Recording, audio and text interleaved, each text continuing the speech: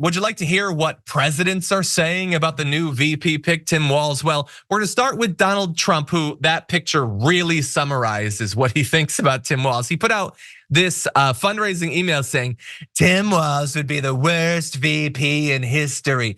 Dude, you're going around saying that Harris is the worst VP in history. You have to choose at some point. But anyway, he says, even worse than dangerously liberal and crooked Kamala Harris. He hasn't even defined why you're supposed to think that she's crooked.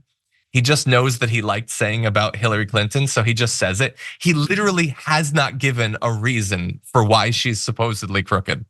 He's that bad. He'll unleash hell on earth and open our borders to the worst criminals imaginable. I thought it was already open. What do you mean he'd open it? You're running on it being an open border. Again, figure out what your lane is and stick to it. You don't even know the script at this point, buddy. He'll rubber stamp Kamala's green news scam and light trillions of dollars on fire.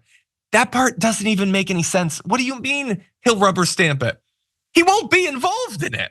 He'll be the VP, but he doesn't get a veto. What are you talking about?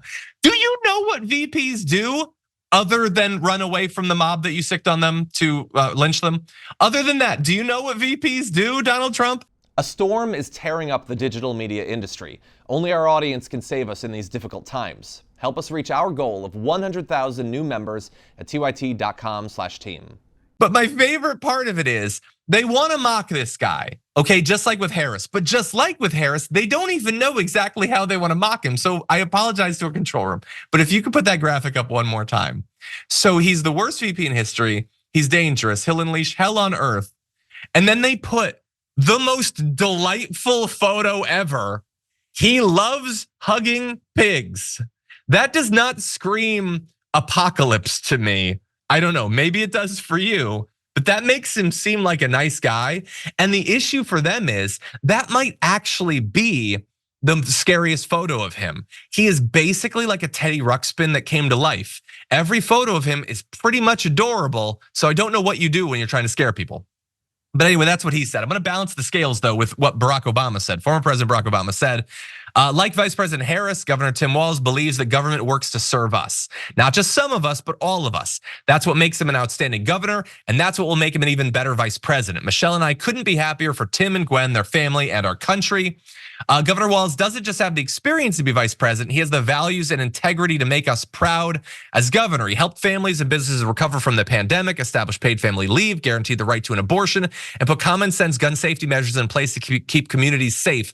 But Tim's signature is his ability to talk like a human being and treat everyone with decency and respect. Not at all that surprising considering the fact that he served in the National Guard for 24 years and worked as a high school social studies teacher and football coach before being elected to Congress.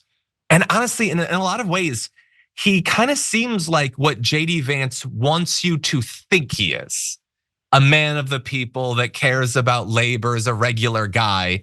Yeah, you grew up poor, JD Vance. I get it, okay? Yeah, same, buddy. I didn't become a venture capitalist. Once you become a millionaire venture capitalist, I don't care about the Appalachia of you. It doesn't apply anymore. But this guy kept it real even afterward, and I love it. Members make a difference here at TYT. You help make the show happen, and we see you in the chat with your loyalty badge. Click the join button to become a member today.